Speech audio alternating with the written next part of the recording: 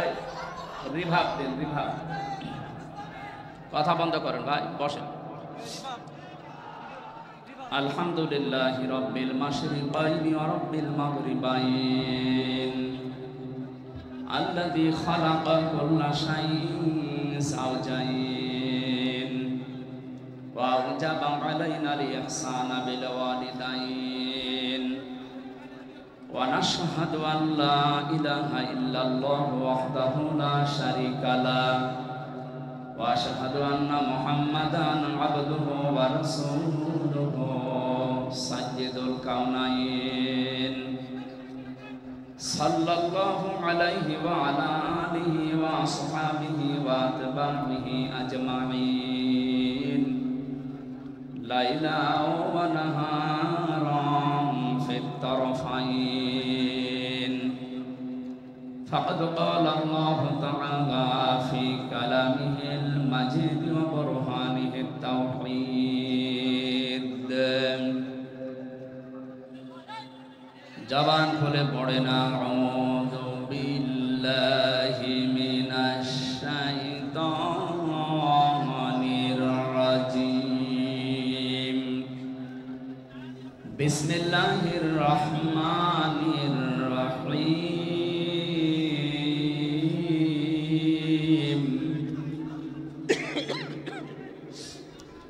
ওয়ালাকাদ যারা'না লিজাহান্নামা কাসীরাম মিনাল জিন্নি ওয়াল ইনস লাহুম কুলুবুন লা ইয়াফকাহুনা বিহা ওয়া লাহুম আ'য়ুনুন লা ইবসিরুনা বিহা ওয়া লাহুম আযানুন লা ইয়াসমাউনা বিহা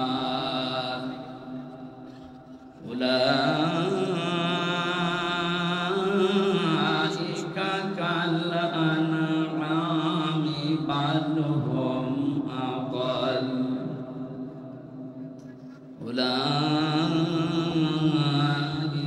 হুমুল গাফিলুন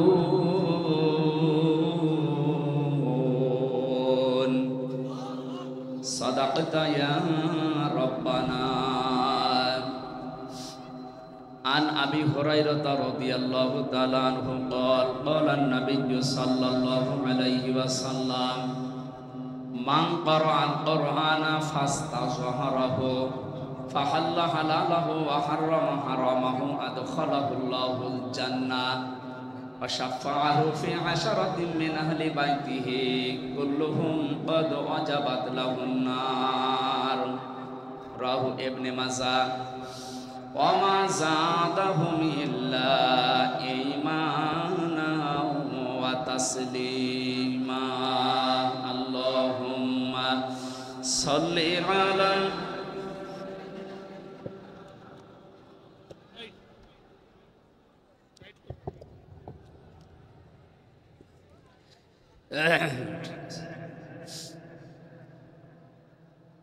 জীবনে কখনো তুমি মিথ্যা বলনি, তাই তো তোমায় পেতে কাঁদে ধরনি।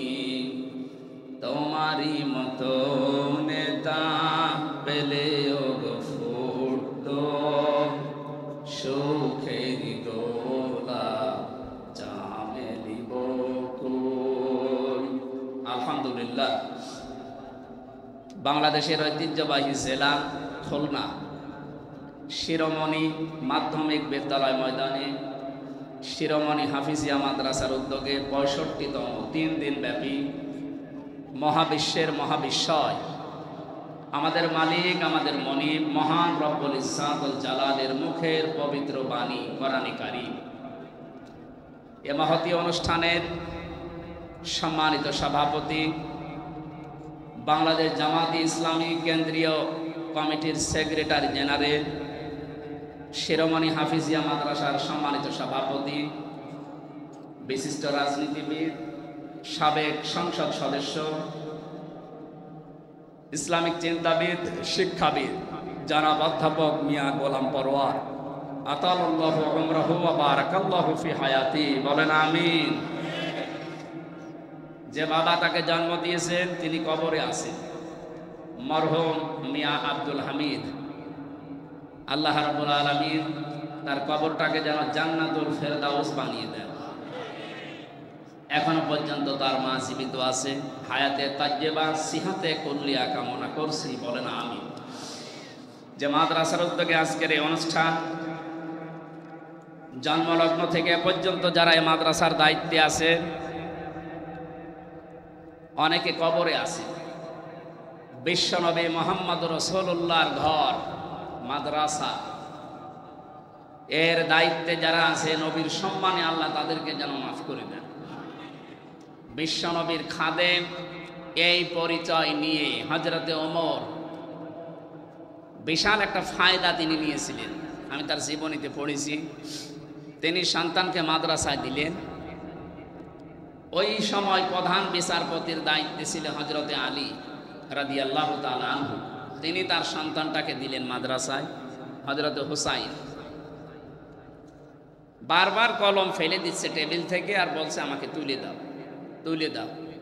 3 বার তিনি তুলে দিলেন। চতুর্থবার বললেন, দেখো বারবার কলম ফেলে দাও আর আমাকে তুলতে বলো, আমি কি তোমার খাদেম? আমি কি তোমার চাকর? হযরত হোসাইন তিনি বললেন যে তুমি শুধু চাকর না, খাদেম না, তুমি খাদেমের বাচ্চা খাদেম।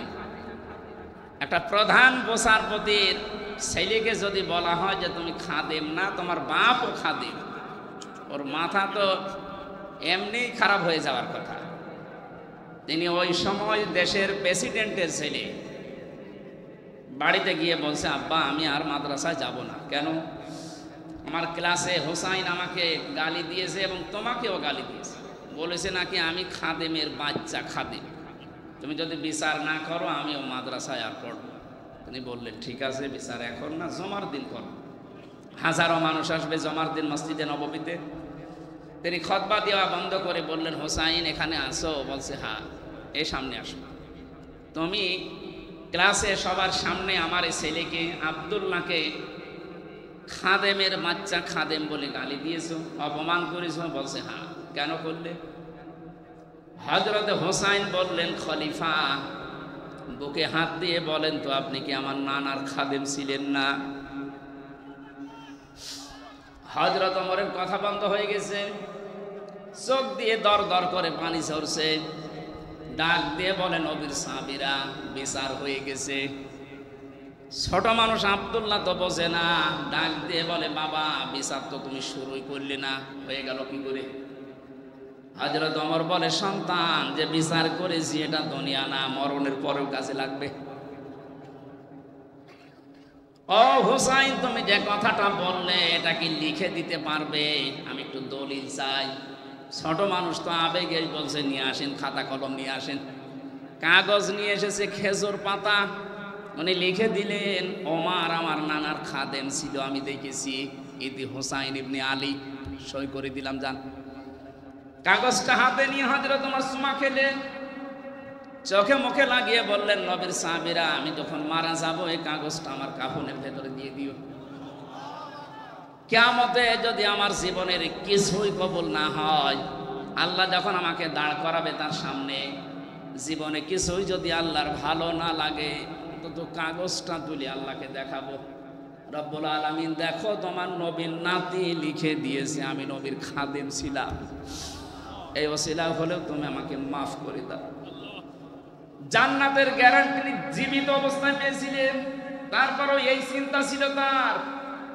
নবীর এই ঘরের দায়িত্ব 65 বছর যারা পালন করছে, অনেকে কবরে আছে, ওরাও হযরতে ওমরের মতো একটা কিছু নিয়ে আল্লাহর সামনে দাঁড়াতে পারবে। এখন যিনি সভাপতির দায়িত্বে আছে, আল্লাহ যেন হযরতে ওমরের মতো তাকে এই ব্যবস্থা কিয়ামতে করে দেন।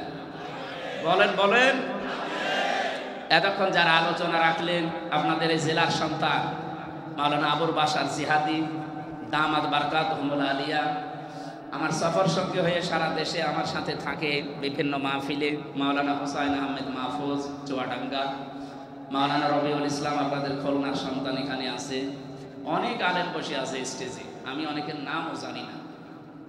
আলেমদের হায়াতে তাজ্জেবা সিহাতে কুল্লিয়া কামনা করছি। ওয়ারাফা'না লাকা যিকরা, বলেন আমিন। গত 2 দিন এখানে যারা কথা বলেছিলেন বাংলাদেশের প্রথিতযশা আলেমে দিন, তারা বিশেষ করে ডক্টর আবুল কালাম আজাদ বাশার ভাই, এবং গতকাল কথা বলেছেন মাওলানা মনিরুজ্জামান। আল্লাহ আলেমদের কথাগুলো বাস্তবে প্র্যাকটিক্যাল লাইফে আমল করার তৌফিক দান করেন। সামনে বসা মুসলমান ভাইরা, পর্দার আড়ালের সম্মানিতা মা এবং বোনেরা, প্রশাসনের ভাইরা, আমি আসার সময় যে গ্যাদারিং দেখলাম, মানুষ যে কি কষ্ট পাচ্ছে, আমরা এই জন্য বেশি সময় আপনাদেরকে কষ্ট দেব না।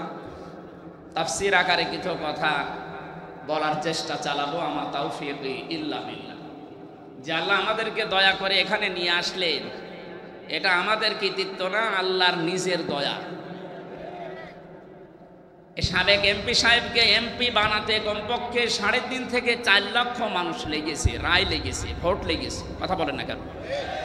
এনারা নির্বাচিত করেছিলেন ওনাকে, উনি নির্বাচিত এমপি ছিলেন। আল্লাহ এই শব্দটা কোরআনে কারিমে সূরা তেলাওয়াত করলেন, আমার আগে যে কারি সাহেব উনি পড়ছিলেন। আমি ওই সময় মনে মনে ভাবছিলাম, আল্লাহ আমাদেরকে আজকে নির্বাচিত করেছেন। আল্লাহ পাক বলেন, হুয়া জতাবাকুম, তিনি আল্লাহ তোমাদেরকে নির্বাচিত করেন। খুলনাবাসী, আমি গতানুগতিক কথা বলি না, যা বলি ওখান থেকে শিক্ষা বের করি। খুব অ্যাক্টিভ হয়ে শুনবেন। নির্বাচিত করেন কে?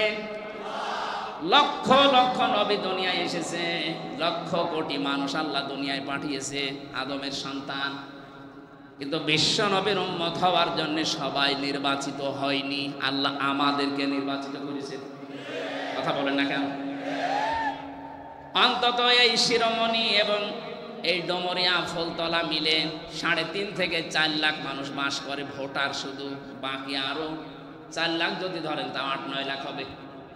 এতগুলো মানুষের ভেতর থেকে মাত্র এই লক্ষাধিক মানুষকে আল্লাহ নিয়ে আসলেন, এতে বোঝা যায় আল্লাহ আমাদেরকে নির্বাচিত করেছেন। এবার জবাব দেবেন বোঝা শোনার পর। নির্বাচিত করা হয় যে পদ্ধতিতে, ওর নাম নির্বাচন। ওর নাম কি? বলেন বলেন। নির্বাচন ছাড়া যদি কেউ নির্বাচিত হয়, ওটা কি বৈধ না অবৈধ? আরে ভাই, আল্লাহ তো নির্বাচিত করেন। অথচ 15.5 বছরে দুঃখজনক হলেও সত্য, নির্বাচন পদ্ধতিটাই নষ্ট করে ফেলেছে।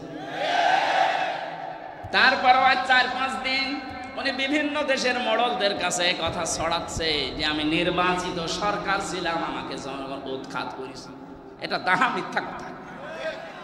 আপনি যদি শয়তানকেও জিজ্ঞাসা করেন যে 15.5 বছর যারা ছিল ওরা কি নির্বাচিত, শয়তান বলবে ভণ্ডামি করার জায়গা পান না। শয়তানও বিশ্বাস করবে। আপনি যদি ঘোড়াকে জিজ্ঞাসা করেন যে 15.5 বছর যারা ছিল তোমার তো কিছুই নেই, অন্তত একটু মাথা নাড়াও যে এরা কি নির্বাচিত ছিল, ঘোড়া দাঁত বের করে হাসবে। এ বলে কি? অথচ আমরা একটা হাসির মুখে এই কথা শুনতে পাচ্ছি, উনি সারা বিশ্বের বিভিন্ন মোড়লদেরকে বলছে আমি নির্বাচিত ছিলাম। আর নির্বাচনই তো হয়নি, আপনি নির্বাচিত হইলেন কি? নির্বাচনের আগে যেখানে 154 জন হয়ে যায় এবং দিনের ভোট যেখানে রাতে হয়ে যায়, এটাকে আমি বানিয়ে বললাম। আমার সাথে এক ওসি ছিল, আমি নাম নিলাম না, নুসরাত হত্যা মামলার এক ওসি ছিল। উনি আমার একদিন বছর হুজুর তাওবা করেন কিভাবে বলেন তো? আমি বললাম যে তাওবার এই যে এই নিয়ম আছে কোরআনে হাদিসে। উনি আমারে বলছে আপনি আমার তওবাটা শোনেন। ঠিক আছে বলেন। যে এই যে নির্বাচন গেল, আমি আমার দলবল যা আছে তাদেরকে নিয়ে রাত 12টার পরে আল্লাহর নামে ভোট কাটা আরম্ভ করলাম। এইভাবে কোরআন শরীফ আমার সামনে এইভাবে বলছে, আমি আল্লাহর নামে করলাম। ফজর পর্যন্ত কাজ কমপ্লিট করে বাক্স ভর্তি করে পাঠিয়ে দিলাম। এবার আমি গোসল করলাম, ওযু করলাম, 2 রাকাত নামাজ পড়লাম, এরপরে বললাম আস্তাগফিরুল্লাহ। হুজুর আমার এই তাওবা কি হয়েছে? আমি বললাম কি তাওবা বলে আপনি কি দোষ আল্লাহর কাছে করেছেন যে আল্লাহকে বলছেন আস্তাগফিরুল্লাহ? আপনি দোষ করেছেন হামজার কাছে। আমার মতো 3.5 লাখ 4 লাখ হামজা এই রায় দেওয়ার কথা ছিল, আপনি নিজেই দিয়ে দিলেন। এই কথা বলছেন কেন? এটা কি শুধু ওসি একা দিয়েছে না সারা দেশে অবস্থা এক? তাহলে আপনি দিনের ভোট রাতে করে ফেলেছেন, তারপরও বলেন আমি নির্বাচিত। আপনার লজ্জা করে না? লজ্জা তো নেই, করবে কি? এক ছেলে এসে কাঁদছিল বাবার কাছে। ওই কাঁদিস কেন? কথা বলছে। কাঁদিস কি বলবি তো, মন খারাপ কর, বল কাঁদিস কি, সমস্যা কি? যে রেজাল্ট দিয়েছে। রেজাল্ট দিয়েছে তো বললেই তো হয়, তুই ফেল না পাস। যা আব্বা ফেল করলে তো কথা ছিল, ছিলাম 5-এ, নামিয়ে দিয়েছে 3। এখন আমার 5-এ উঠতে আর 2 বছর লাগবে। আপনি যা করিয়ে গেলেন, আমি বাকিটা না নাই বললাম, কি বলবো আর? আপনি 5-এ ছিলেন, 3 নেমে গেছেন। আজকে বাংলাদেশের অবস্থা এই, আপনার আর 5-এ নেই। এখন 5-এ উঠতে আপনাকে এখনো 2 বছর পড়াশোনা করা লাগবে। সুতরাং নির্বাচনের এই ব্যবস্থা যারা ধ্বংস করে দিয়েছেন, নষ্ট করে ফেলেছেন, আমরা অন্তর্বর্তীকালীন সরকার যারা আছে আহ্বান জানাই দেশের জনগণ, বেশি সময় না নিয়ে খুব তাড়াতাড়ি অল্প সময়ের ভেতরে একটা সম্মানজনক সময় নিয়ে একটা নির্বাচনের মাধ্যমে নির্বাচিত সরকারের হাতে দেশটা তুলে দিন। তাহলে যে ষড়যন্ত্রগুলো চলছে এগুলো অটোমেটিক বন্ধ হয়ে যাবে। আর যদি এভাবেই থাকে, ওরা নতুন নতুন ইস্যু তৈরি করে আবার এই দেশটাকে ঘোলাটে করবে। আমরা এই ঘোলা পানিতে আর মাছ শিকার করতে দেব না ইনশাআল্লাহ। সুতরাং নির্বাচিত হয়েই আমরা এখানে বসে আছি, আল্লাহর নির্বাচিত। কার? মাইয়ারিদিল্লাহু খায়রা ইউফাক্কিহু ফিদ্দীন। আল্লাহ যার কল্যাণ কামনা করেন তাকে দ্বীনের জ্ঞান দান করেন। এখানে এসেছে আজকে দ্বীনের কিছু পাওয়ার জন্য না। সুতরাং দল মত নির্বিশেষে, এটা শুধু যারা জামাত ইসলাম করে, যারা চরমনাই পীরের মুরিদ, যারা হেফাজত ইসলাম, তাদের অনুষ্ঠান না। এটা মানুষ পদবাচ্যে যারা বিবেচিত তাদের এই অনুষ্ঠান। এই জন্য সব ধরনের মানুষ এখানে আছে। কথা বলে না? কোরআনে কারিমে আল্লাহ তাই দিয়েছেন, হাদা বায়ানুল লিন্নাস। এটা মানুষের জন্য বর্ণনা। কোন মানুষ? এই যে লিন্নাস, এখানে আলেম আছে যারা, তাদেরকে বলছি, লাম শব্দটা আরবি গ্রামার অনুযায়ী 19টা অর্থে ব্যবহার হয়, আর বালাগাত মান থেকে ব্যবহার হয় 13টা অর্থে। এখানে 9 নম্বর অর্থ আছে বালাগাত মান থেকে। আমি পড়েছিলাম আলেমে থাকতে, আমি দেখেছি লাম ব্যবহার করা হয় জীবিত মানুষদের জন্য। কাদের জন্য? এ কোরআন শরীফ আল্লাহ বর্ণনা করার জন্য, বক্তব্য দেওয়ার জন্য দিয়েছেন জীবিত মানুষদের সামনে। কাদের সামনে? দুঃখজনক হলেও সত্য, 15.5 বছরে আমরা জীবিত মানুষদেরকে কোরআন শোনাতে এই খুলনায় পারিনি। বলেন যে কেন এইগুলো অনুষ্ঠান হতো না? আমাদের কানে কানে এমন কথা বলা হতো যে মানুষ মরে গেছে, এরকম কথা বলে। এই খুলনায় বহুবার আমি কুষ্টিয়া থেকে আসার চেষ্টা চালিয়েছি, আপনারা আসতে দেননি। যারা দেননি, কোরআনে কারিমের এই অনুষ্ঠানগুলোতে বাধা দিয়েছেন, আপনি বিশ্বাস করতে পারেন আপনি কাফের। সূরা হামিম সেজদার 26 নম্বর আয়াত। 1500 বছর আগে আবু সেহেল এই সিদ্ধান্ত নিয়েছিল যে লা তাসমাউ লিহাদাল কোরআন, সব চলতে দাও, কোরআনের আলোচনা যেন মুহাম্মদ না করে। শুধু না করে এতটুকু আবু জেহেল সেমেছিল না, অল গৌফি, সেখানে অনুষ্ঠান করবে কোরআনে কারিমের সেইটাই বন্ধ করা লাগবে। ঢোল ঢুকি তবলা বাজিয়ে বিভিন্ন হট্টগোল তৈরি করে, দরকার হয় 44 ধারা জারি করে হলেও। এখন যদি বলেন অল গৌফি, এর ভেতরে 144 ধারা কোন জায়গায় আছে? আপনি ফি জিলালিল কোরআন বলেন, ওখানে বাংলায় না, এই যে অঙ্কে লেখা আছে 144 ধারা। যিনি তাফসির করেছেন, ওখানে বাংলা যিনি অনুবাদ করেছেন ওইটাই লিখেছে।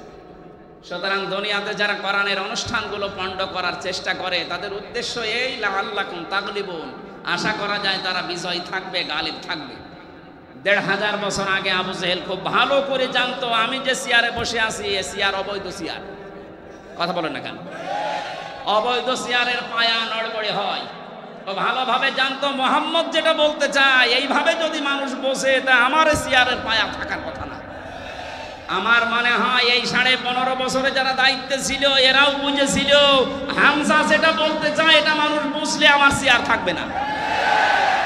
এই জন্য কত বড় বড় বুজুর্গ নিয়ে আসতো, জাতীয় মসজিদের ইমাম আসতো, বাধা নেই। তাহেরি ভাই আসে, বাধা নেই। একজন মারা গেছে তোফাজ্জল হোসেন ভৈরবী ভাই, উনি আসতো, বাধা নেই। আমির হামজা যেন না আসে। কেন? ওরা এসে আপনার বাবার কথা বলবে। বলেন এই যে বাংলাদেশের নাম করা একটা শিল্পপতি যারা আকিস গ্রুপ, নাম শোনেননি? আমি ওনাদের খতিব ঢাকাতে, ওনারা বাবার নামে একটা অনুষ্ঠান করতে বেজের ডাঙ্গায় 3 বার মাহফিল দিয়েছিল, 1 বার শুধু উঠতে দিয়েছে, 2 বার আমারে ফেরত দিয়েছে। সম্মানিত ভাইরা, যারা এই বোঝার চিন্তায় আছেন, তাহলে আপনি কেন নিজেকে কাফের পরিচয় দিতে লজ্জাবোধ করেন? কোন কারণে? আপনি তো কাফেরই। আল্লাহ বলছেন কোরআন যারা বাধা দেয় এরা কাফের। এরা কি?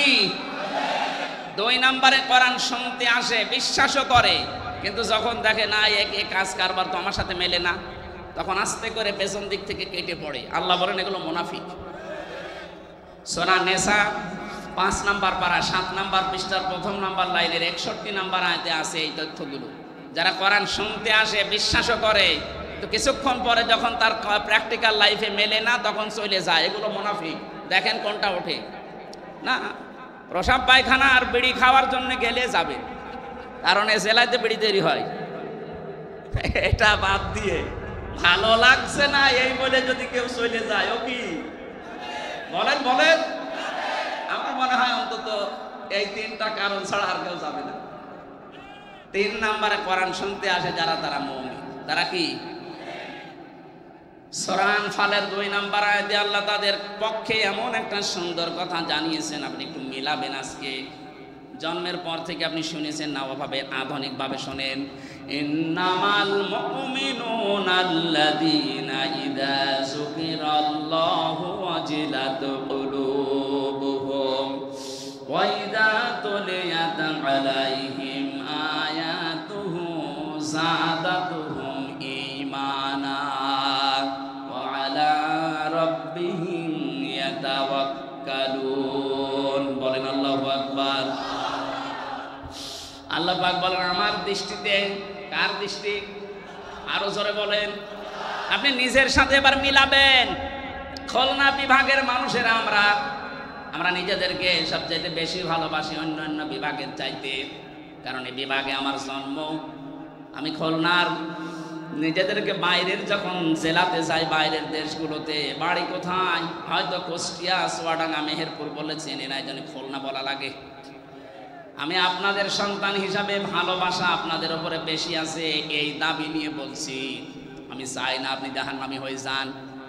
আপনি মিলান তো। আল্লাহর দৃষ্টিতে মুমিন তারা যাদের সামনে আল্লাহর নামগুলো উচ্চারণ হলে তাদের কলিজা কেঁপে ওঠে। ভয়ঙ্কর কাজ করেছে আপনার এই জেলার এখানে বাড়ি। আমি নাম শুনেছিলাম রিমান্ডে থাকাকালীন, ইমরান হোসেন ইমন নাকি যেন নাম, শেখ ইমরান হোসেন ইমন। এই মানুষটা যাদেরকে নিয়ে আসতো অফিসার হিসাবে, তারা আল্লাহর পর্যন্ত ভুল ধরত। এই যে আকিস সাহেবের বড় ছেলে যেটা ডাক্তার শেখ মহিউদ্দিন সাহেব, উনি 4 বিয়ে করেছেন, হারাম কাজ করেছেন। বলেন। কোরআনে কারিমে তো আল্লাহ 2 2 3 3 4 4 নাম দিয়েছে, যে 4টা পর্যন্ত বিবাহ করতে পারো। তো ওনার সামর্থ্য আছে শারীরিক এবং অর্থনৈতিক। উনি যদি ইনসাফ কায়েম করতে পারে তো ভালো কাজ করেছে। কথা বলেন না কেন? আরো উদ্বুদ্ধ করবে কিনা, আরো ধন্যবাদ জানাবে। ওনার উদাহরণ টেনে বলতো, আপনি যেখানে চাকরি করেন ওই মালিক 4 বিয়ে করেছে, উনি হারাম কাজ করেছে। আল্লাহ কিভাবে একটা পুরুষকে 4টা বিয়ের অনুমতি দেয়, একজন মহিলাকে কেন দেয় না? আল্লাহর ভুল ধরে। এ লোকটা যদি চেষ্টা করতো, যেহেতু উনি এডিসি ছিল, চেষ্টা করলে আমাকে অনেক কিছু থেকে সেভ করতে পারতো। তো বিপদে পড়ার জন্য যা লাগে উনি আর তাই করেছিল। আল্লাহর নাম শুনলে উনি জানতো যে আমি কোরআনের হাফেজ। আমি সব সময় ওই মাটির নিচে যে ঘরে আমাকে রেখে দিয়েছিল, সব সময় আমি ওই রিমান্ডে থাকাকালীন শুধু কোরআনই নিয়ে পড়তাম, কারণ অন্য কিছু তো নেই। উনি দেখতো যে লোকটা সারাদিন সারা রাত বসে বসে আল্লাহর কোরআন পড়ছে। আল্লাহর কথাগুলো শুনলে ওর ভেতরে ঈমান থাকলে ভেতরে কাঁপ ধরবে। অজিলাত কুলুবুহুম, কাঁপ ধরা দূরের কথা, এ মানুষগুলোর বিদ্যা আরো বেড়ে যেত। মনে হচ্ছে কিয়ামত পর্যন্ত ক্ষমতায় থাকবে। কিছু কিছু মানুষের নাম আমি বলতাম থোড়াই কি আর, বলছে ওরা না, সরাসরি যদি প্রধানমন্ত্রীও বলে তাও তারে মানি না, এরকম কথা বলতো। আল্লাহ এই জন্যই এমন অপমান করেছে, ওর বাবা এখন ছেলে, ও এখন পালিয়ে বেড়াচ্ছে। অপমান এখনো হয়নি, আরো অপমান করবে। আপনি আল্লাহর বিরুদ্ধে অবস্থান নিয়েছেন। আল্লাহর কথা বললে যাদের অন্তরে কাঁপ ধরে না, আল্লাহর কোরআন শুনলে যাদের ঈমান বৃদ্ধি হয় না, বুঝতে হবে তাদের আল্লাহর দৃষ্টিতে মুমিন হওয়া এখনো সম্ভব হয়নি। আপনি আল্লাহর দৃষ্টিতে মুমিন হবেন ওই সময় যখন দেখবেন আল্লাহর কোরআন পড়লে আপনার ঈমান আরো বেড়ে যাচ্ছে। প্রশ্ন আসতে পারে, আমার ঈমান যে বেড়ে যাচ্ছে আমি বুঝবো কি করে? হ্যাঁ, কায়দা আছে। সূরা মাইদা ৭ নাম্বার পারার ১ম নাম্বার পৃষ্ঠার ১ম নাম্বার লাইনের ৭৩ নাম্বার আয়াতে আছে, ওয়াইদা সামিউ মা উনজিলা ইলার রাসূলি তারা আ'য়ুনাহুম তাফিদু মিনাদ দামি'i মিম্মা আরাফু মিনাল হক। হে নবী, আপনি যখন কোরআন তাদেরকে শোনাবেন, ওরা যখন কোরআনের এই মর্মমান এগুলো উপলব্ধি করতে পারে, বুঝতে পারবে, আপনি দেখবেন মনের অজান্তে তাদের চোখ দিয়ে পানি পড়ছে। এখানে যারা বসে আছে লক্ষাধিক মানুষ, আমরা সবার চোখে পানি আসবে না। আজকের আলোচনা শোনার পরে দেখবেন কিছু মানুষের চোখ দিয়ে মনের অজান্তে পানি পড়ছে। ওয়ালা রাব্বিহিম ইয়াতাওয়াক্কালুন, বাড়ি যাওয়ার আগে তারা সিদ্ধান্ত নিয়ে যাবে, আজকে থেকে আল্লাহ ছাড়া কারো উপরে ভরসা করব না। এই 3টি বৈশিষ্ট্য যাদের ভেতরে আছে, আল্লাহর নাম শুনলে কলিজায় কাঁপ ধরবে, আল্লাহর কোরআন শুনলে ঈমান বেড়ে তাদের চোখ দিয়ে পানি আসবে, আল্লাহ ছাড়া কাউকে ভরসার স্থল বানাবে না। আল্লাহর দৃষ্টিতে এরা প্রকৃত মুমিন। এরা কি? আল্লাহ এই মানের শ্রোতা হওয়ার তৌফিক দেন, বলেন আমিন। সুতরাং আমরা নির্বাচিত হয়ে যারা এখানে বসে আছি, আমরা খুশি না বেজার? বলেন বলেন, জবান খুলে বলেন আলহামদুলিল্লাহ। দরুদ আর সালাম পড়ছি আমাদের নবী মুহাম্মদুর রাসূলুল্লাহ সাল্লাল্লাহু আলাইহি ওয়াসাল্লামের প্রতি। আমার আজকের তেলাওয়াতকৃত আয়াত আপনারা দেখেছেন, একটা পরিচিত আয়াত পড়েছি, অনেকের কাছে এটা মুখস্থ আছে। সূরা আরাফ আয়াত নাম্বার 179, একটা মাত্র আয়াত পড়েছি। বিশ্বনবীর লক্ষ কোটি হাদিস থেকে মাত্র একটা হাদিসের অর্ধেক পড়েছি। আমরা এই দুইটার সামনে নিয়ে কিছু কথা আপনাদের সামনে বলবো। আল্লাহ যেন আমাকে তৌফিক দেন, আপনাদের ধৈর্য দেন, বলেন আমিন। এটা কি বিড়ি খেতে যাচ্ছে নাকি ওই 2 নাম্বারে? না ভাই, ওঠা যাবে না। যুবক মানুষ যদি উঠে চলে যায়, 1-1.5 ঘন্টা বসে থাকতে পারে না। ও বিয়ে দিলে বউ টেকবে। আমি আর নিচে নামলাম না। এরপরেও যদি কেউ চলে যান, এখানে কিন্তু বহু মেয়ের বাবা বসে আছে। এক কথা বলছে না কেন? আমি নিজেই 3 মেয়ের বাবা। এই যে হোসাইন 2 মেয়ের বাবা, রবিউল 1 মেয়ে। কত মাওলানা বসে আছে দেখেন না, মেয়ে বিয়ে দেবে বলে। আপনি চলে যাবেন মানে? হাজার হাজার মানুষ বসে আছে, মেয়ের বাবারা যে আজকে জামাই সিলেক্ট করবে, এখানে যে 1.5 ঘন্টায় আপনি উঠে চলে যান, বলবেন না এর কাছে দিলে আমার মেয়ের জীবন দুনিয়া শেষ। শেষে দেখবেন আপনার আর জীবনে বিয়েই হবে না, কারণ এটা রেকর্ড হচ্ছে। সারা দুনিয়া ছড়িয়ে যাবে যে ওই যে উঠে চলে যাচ্ছে, ওইটার মনে হয় সমস্যা আছে। আশা করছে আপনি 1 ঘন্টা মতো থাকবেন, না চলে যাবেন? থাকবেন তো। 106টা আয়াত আছে, 14টা রুকু আছে, মাত্র একটা আয়াত পড়েছি। আমরা তাফসীর আকারে কথা বলতে চাই নাকি মাছের কাহিনী শুরু করব? তাফসীর শুনতে রাজি আছেন না? আরাফ এই শব্দের শাব্দিক অর্থ পরিচিত হওয়া। আরাফ মানে কি? এই সূরায় 206টা আয়াত আছে বললাম, এর 46 নাম্বার আয়াতের মাঝের অংশে আপনি দেখবেন এই নামটা আছে, আল্লাহ নিজে ব্যবহার করেছে। ওয়া বাইনাহুমা হিজাব ওয়া আলাল আরাফ। এই যে আরাফ শব্দটা, এখান থেকে এর নামকরণ। এটা তাফসীরে ইবনে কাসির থেকে বলছে, মুফাসসির লিখেছেন ওয়া বাইনাহুমা হিজাব। এই আয়াতটা আল্লাহ কেন নাযিল করলেন জানেন? নবীজি ব্যাখ্যায় বলছিলেন, কিয়ামতের দিন আল্লাহ বিশাল একটা প্রাচীর বানাবেন জান্নাত জাহান্নামের মাঝে। কিছু মানুষকে ওখানে দাঁড় করিয়ে দেবেন, এদেরকে আল্লাহ জাহান্নামেও দেবে না, জান্নাতেও দেবে না। সাহাবী প্রশ্ন করলেন হযরতে আবু যর রাদিয়াল্লাহু তাআলা আনহু, হে নবী, এরা জান্নাতে যাবে না, তার কারণ কি? বিশ্বনবী জানিয়েছেন এরা জান্নাতে যাবে না এই কারণে মানুষগুলোর সব কাজ দুনিয়ায় ভালো ছিল, শুধু মা বাবার সাথে খারাপ আচরণ করত। এরকম আল্লাহর ওলি এখানে বসে নেই। এই কথা বলুন, আপনার পায়ে ধরে বলছি, আপনি এখনই শুধরান, এখনই থামেন।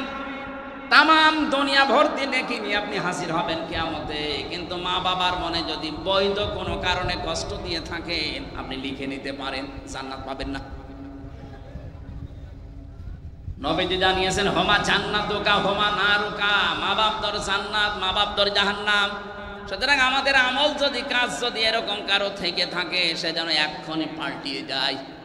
কথা বলেন না কেন? আর আমি যতদূর লেখাপড়া করেছি, আমি বাস্তবতা যতটুকু দেখছি, আমার বয়স অল্প আপনাদের চাইতে, আমার এখন 33 বছর, কিন্তু বাস্তব অভিজ্ঞতা আপনাদের অনেকের চাইতে আমার বেশি আছে।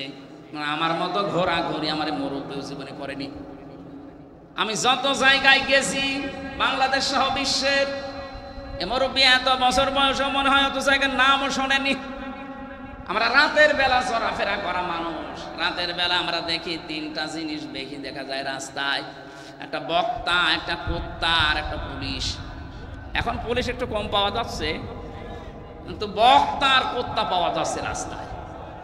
রাত যত বেশি হয়, রাস্তায় পাওয়া যায় হয় কুকুর নাই বক্তা। কথা বলছেন এখন? পুলিশের নাম বললে ওরা আবার রাগ করে, হুজুর আপনি কুকুরের সাথে তুলনা দিলেন। আরে ভাই, সে নামে তো আমিও আছি, আমি বক্তার নাম বলিনি। রাতের বেলা তো দেখা এদের সাথেই হয়, তাছাড়া অন্য কেউ তো আর রাত জেগে থাকে না, তারা তো ঘুমিয়ে থাকে। এই জন্য বাস্তব অভিজ্ঞতায় আমি বলছি, এই দেশের বহু সংসারে আজ সন্তান জাহান্নামী হয়ে ওই আরাফ নামক প্রাচীরে দাঁড় করা অবস্থায় থাকবে এই দেশে, তার বউর কারণে। অধিকাংশ বউগুলো তার আচরণের কারণে সন্তান বাধ্য হয় মা বাবার সাথে খারাপ ব্যবহার করতে। বলেন, তিরমিজি শরীফের হাদিস বলছি, হাজারো মেয়ে লোক বসে আছে, মহিলা প্যান্ডেলের এরকম 4টা বানিয়েছে এরা, আপনাদের চাইতে 4 ডবল মহিলা বসে আছে। সম্মানিত মা বোনেরা, আপনি যদি মনে করেন যে আমি জান্নাতের গ্যারান্টি দুনিয়া থেকে নিয়ে যেতে চাই, আমি জান্নাতি হতে চাই, জান্নাতের 8টা দরজায় যেন আমার জন্য খোলা থাকে, তাহলে দুনিয়ায় 5টা কাজ মাস্ট বি আপনাকে করাই লাগবে। 1 নম্বরে নবীজি বলেনি, যা নাজারা ইলাইহা সাররাতুহু, যখন কোন স্বামী তার স্ত্রীর দিকে তাকাবে, সে যেন স্বামীকে খুশি করে। নবীজির এই হাদিস আজ বাংলাদেশের 100টার প্রায় 98টা মহিলা মানে না। এক কথা বলে না কেন? সারাদিনের পরিশ্রান্ত শরীর নিয়ে বাড়িতে আসবে, আল্লাহর কোরআনের ঘোষণা ছিল, আমিন আয়াতিহি আন খালাকালাকুম মিন আজওয়াজিকুম লিতাসকুনু ইলাইহা ওয়া জাআলা বাইনাকুম মাওয়াদ্দাতাও ওয়া রাহমা ইন্না ফি যালিকা লাআয়াতিন লিকাউমিন ইয়াতাফাক্কারুন। সূরা রুমের 21 নম্বর আয়াতে আছে, এটা 21 নম্বর পারার 5 নম্বর পৃষ্ঠা 7 নম্বর লাইনে পাবেন, তাফসিরে ফি জিলালিল কোরআনে আছে। রব্বুল আলামিন বলেন, আমার যত নিদর্শন দুনিয়াতে আছে, এর ভেতরে অন্যতম নিদর্শন এই, আমি তোমাদের থেকে তোমাদের জোড়া বানিয়েছি স্ত্রীদেরকে, যেন তোমরা শান্তি স্বস্তি এবং নিরাপত্তা সেখানে খুঁজে পাও। তো বাস্তবে আমরা হাজারো স্বামী আজ স্ত্রীর কাছে এই রেসপন্স, এই সম্মান এগুলো না পাওয়ার কারণে বাধ্য হয়ে অন্য জায়গায় লাইন করি। অবশ্য ঠিক,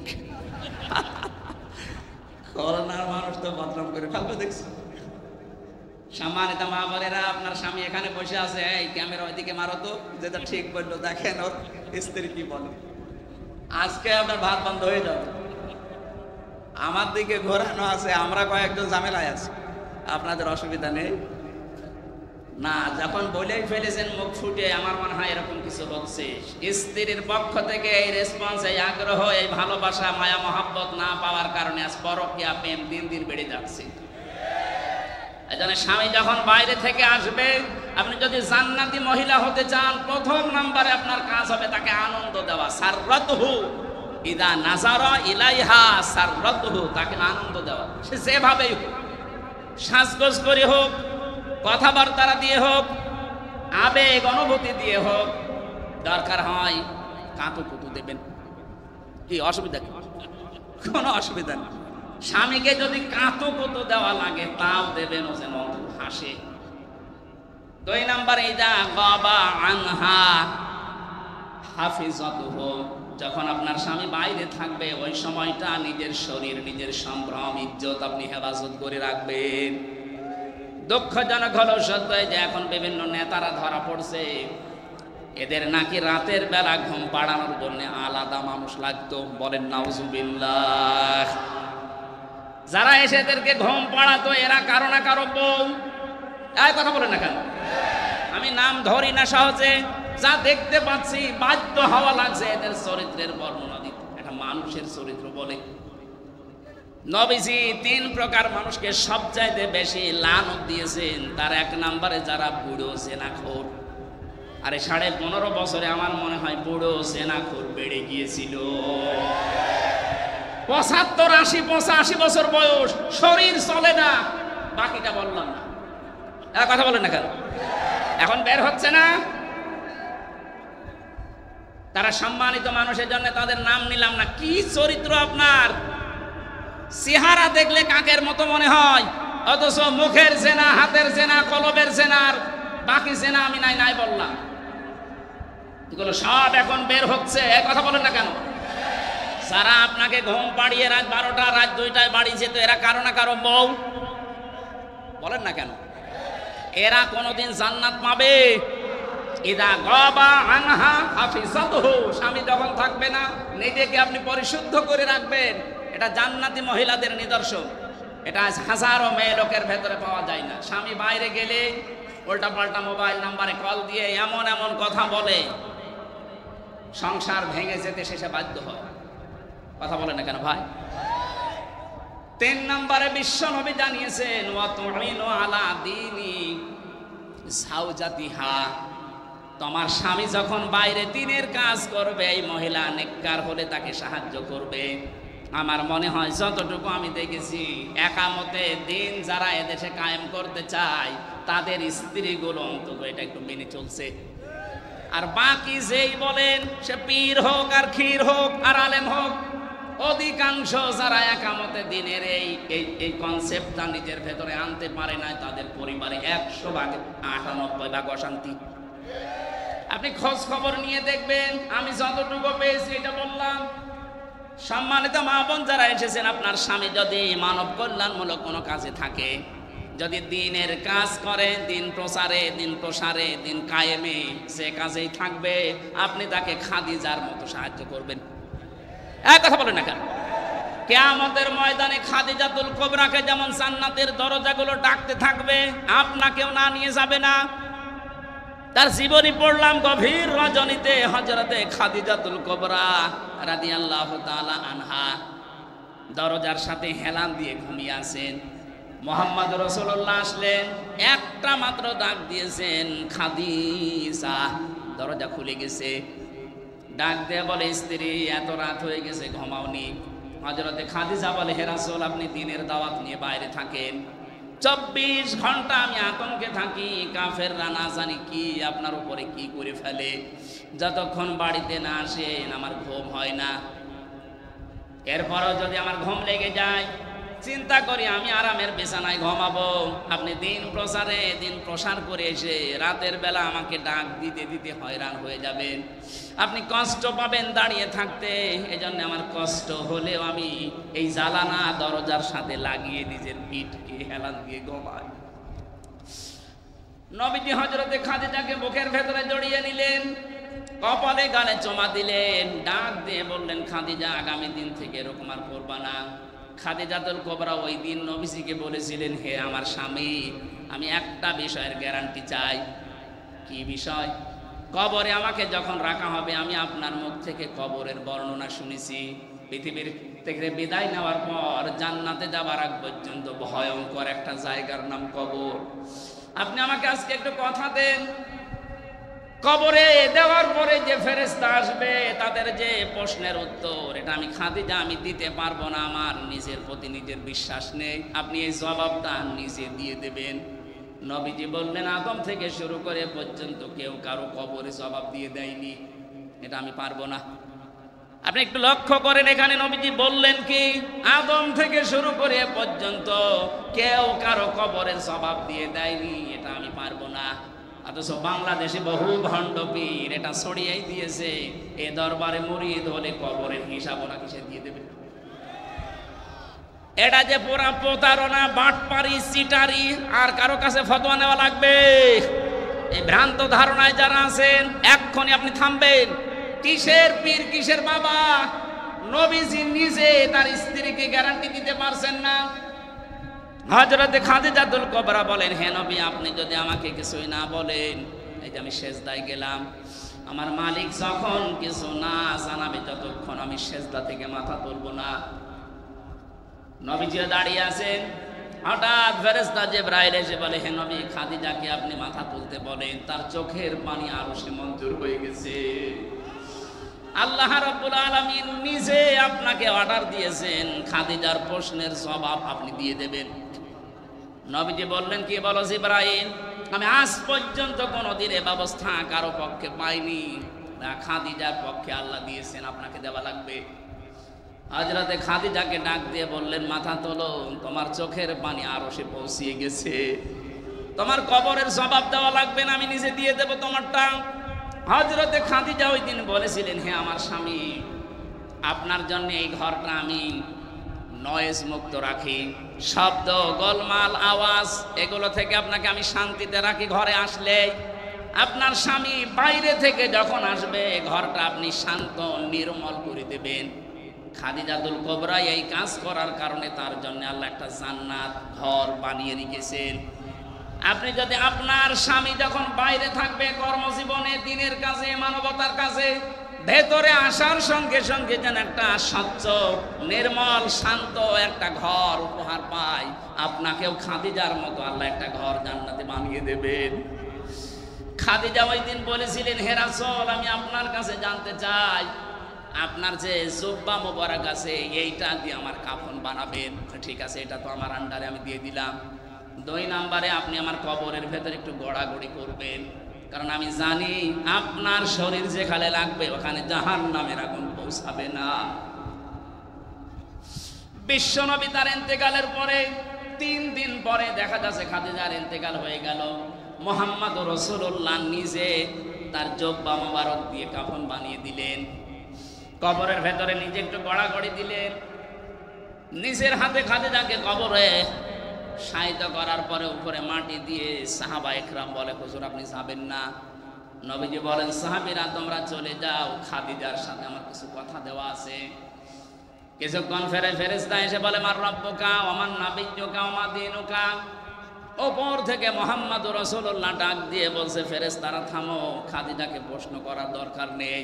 খাদিজার আল্লাহ আমার ওই আল্লাহ, খাদিজার ধর্ম আমার ওই ধর্ম, আর খাদিজার নবী আমি নবী, নিজেই বলছি মুহাম্মদুর রাসূলুল্লাহ। খুলনাবাসী, আমি আগেই বলেছি এটা আমার বিভাগ। বাংলাদেশে 8টা বিভাগের চাইতে বিভাগের মানুষকে এমনিতে একটু মানুষ হিসাবে ভালোবাসি বেশি। এ বিভাগের নারী পুরুষ আমার কাছে সবচাইতে বেশি আপন। বড় আশা নিয়ে, বড় ভরসা নিয়ে বলছি, আপনি দেখতে পাচ্ছি আপনি জাহান্নামী হয়ে যাচ্ছেন। অতঈনু আলা দীনি যাওজাতিহা। 3 নম্বরে নবীজি বললেন, ওই মহিলাকে আল্লাহ জান্নাতে পৌঁছিয়ে দেবে যে মহিলা তার স্বামীকে দ্বীনের পথে চলার জন্য, দ্বীন কায়েমের জন্য সাহায্য করে, উৎসাহ দেয়। অথচ এরকম মহিলা এখন পাওয়া যাচ্ছে না। কথা বলেন ঠিক কিনা? হয়তো আজকেও যশোরে আমার মাহফিল ছিল দিনের বেলায়, জোহরের সময় চৌগাছাতে একটা মেয়ে ফতোয়া দিয়েছে, প্রশ্ন দিয়েছে যে নারী পুরুষের একামতে দ্বীনের কাজ করা লাগবে। কোথায় আছে? কোথায় আছে মানে সূরা তাওবার 71 নম্বর আয়াত তার দলিল। নারী হোক আর পুরুষ হোক, যে যেই স্থানে আছে ওখান থেকে একামতে দ্বীনের কাজ করা নামাজ রোজার মতোই ফরজ, বরং তার চাইতেও বড় ফরজ। একামতে দিন কায়েম করতে গিয়ে নবীজি নামাজ ছেড়ে দিয়েছিলেন 4 ওয়াক্ত, রোজা ছেড়ে দিয়েছিলেন বদরের 17 রমজান। এই কথা বলছেন না কেন? দিন কায়েমের জন্য নবীজি যদি নামাজ ছেড়ে দিতে পারেন, কাজা করতে পারেন, রোজা ছেড়ে দিতে পারেন, তাহলে নামাজ রোজার চাইতে এটা আপনার জীবনে আরো গুরুত্বপূর্ণ কাজ। এটা শুধু নারীর জন্য, পুরুষের জন্য না। ওয়াল মুমিনুনা ওয়াল মুমিনাতু বা'দুহুম আউলিয়াউ বা'দ। এখানে মুমিন নারী, মুমিন পুরুষ দুইজনের কথাই আছে।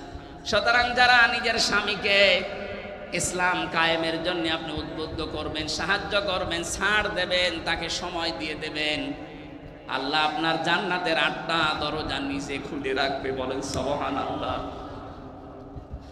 5 না 4 নম্বরে, স্বামী যতক্ষণ বাইরে থাকবে স্বামীর সম্পদ এবং স্বামীর সন্তান আপনি হেফাজত করে রাখবেন।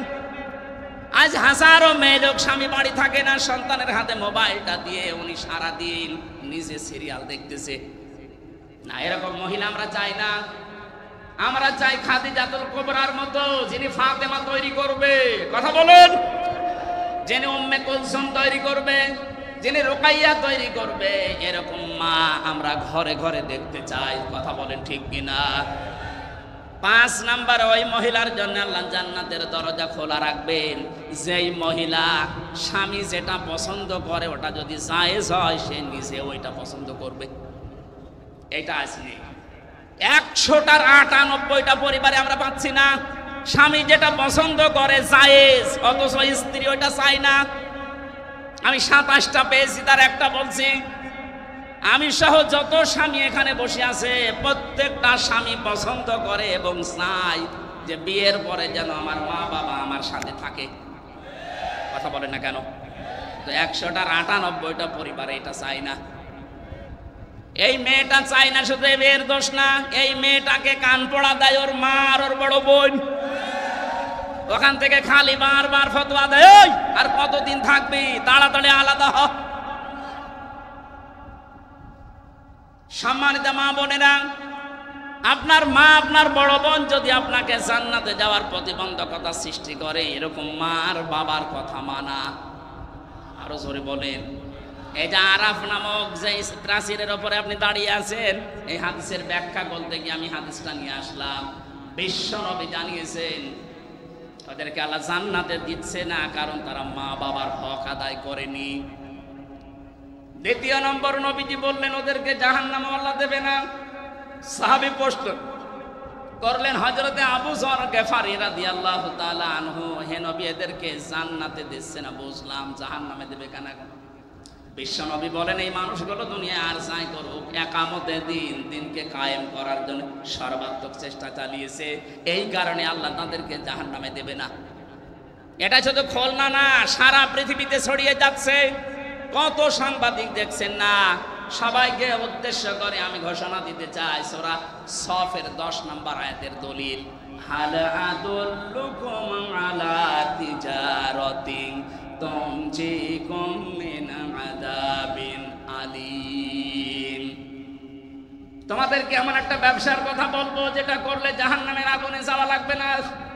তুমিনুনা বিল্লাহি ওয়া রাসূলিহি ওয়া তুজাহিদুনা ফি সাবিলিল্লাহ বিআমওয়ালিহিম ওয়া আনফুসিহিম যালিকুম খায়রুল লাকুম ইন কুনতুম তা'লামুন। আল্লাহর প্রতি ঈমান আনার পরে, রাসূলের প্রতি ঈমান আনার পরে, এই দুইটাকে সামনে নিয়ে তাদের বিধান জমিনে কায়েম করার জন্য জান আর মাল দিয়ে যারা জিহাদ করবে তাদেরকে আল্লাহ জাহান্নামে দেবে না। সুতরাং এই পৃথিবীতে যারা দিন কায়েমের জন্য চেষ্টা চালান, অন্যান্য যদি কোনো গুনাহ হয়েও থাকে আল্লাহ অন্তত আপনাকে জাহান্নামে দেবে না, এই গ্যারান্টি আমি দিতে পারি। জাহান্নামে যাবেন না, কিন্তু জান্নাতে যেতেও পারছেন না মা বাবার হক আদায় না করার কারণে। কথা বলেন না কেন?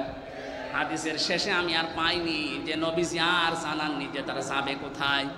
খুলনাবাসী জান্নাতেও যেতে পারছেন না মা বাবার হক আদায় না করার কারণে, জাহান্নামও আল্লাহ দেখছেন না একামতে দিনের দায়িত্ব পালন করার কারণে। যদি ওই আরাফ নামক প্রাচীরের উপরে দাঁড়িয়ে থাকা লাগে কি হবে বলেন তো? ওই রকম জীবন আমরা চাই? বলেন বলেন।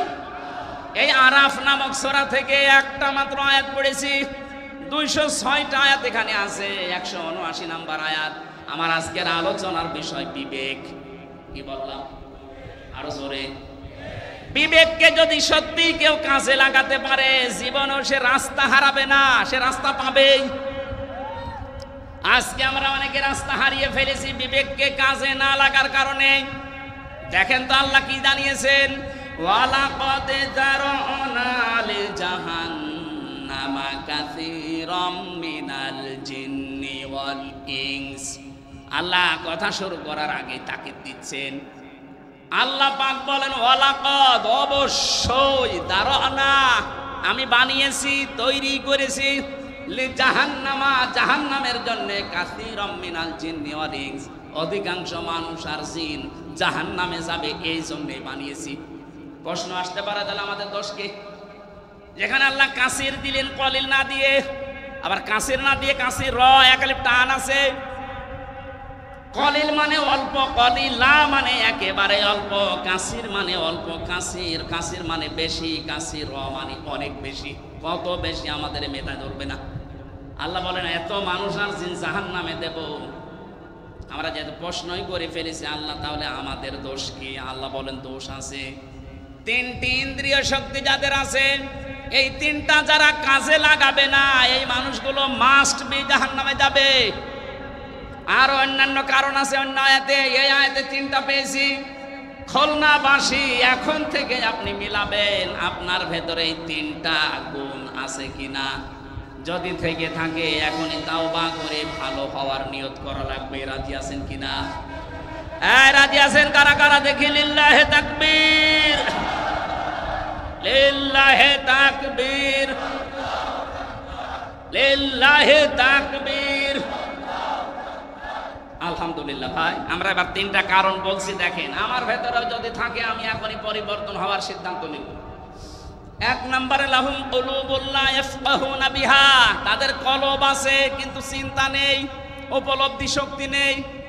তাদের যে হৃদয় আল্লাহ দিয়েছেন, এই মানুষগুলো চিন্তা ভাবনা করে না হৃদয় দিয়ে। তাদের বিবেক আল্লাহ দিয়েছেন, বিবেকটা কাজে লাগায় না। আমি যে প্রথমেই বললাম, মানুষ যদি বিবেক কাজে লাগাতে পারে সে কোনোদিন রাস্তা হারিয়ে ফেলবে না। আজ এই জাতি রাস্তা হারিয়ে ফেলেছে শুধু বিবেকটা কাজে না লাগার কারণে। 2006 সালে এই পৃথিবীর ইতিহাস যারা পাল্টিয়ে দিয়েছে, 28শে অক্টোবরে এ দৃশ্য দেখার পরে তামাম পৃথিবী হতভম্ব হয়ে গেল। এরপরও আমাদের বিবেকটা কাজে লাগলো না।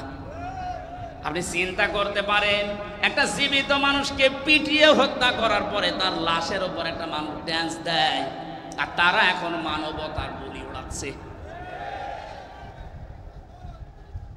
7 সালে আমি তখন ম্যাট্রিক পরীক্ষা দেই, আসছিলাম সিরাজগঞ্জ থেকে। রাস্তার মাঝে দেখলাম একটা মরা কুকুর পড়ে আছে। ড্রাইভার গাড়ি চালিয়ে না দিয়ে পাম্প দিয়ে ঢুকিয়ে দিল। গাড়ি একটু ঝাঁকি দিয়েছে, ডাক দিয়ে বললাম, ড্রাইভার সাহেব আপনি কি করলেন? এখন তো উল্টিয়েছে তো গাড়ি। ড্রাইভার আমার বলছে, দেখেন না একটা মরা কুকুর পড়ে আছে, আমি ডবল করে আমার চাকা চালাবো, আমার বিবেক নেই। আমি ওনারে যেই বলেছি, আরে ভাই এটা তো মরা কুকুর, এ মারলে কি আর না মারলে কি?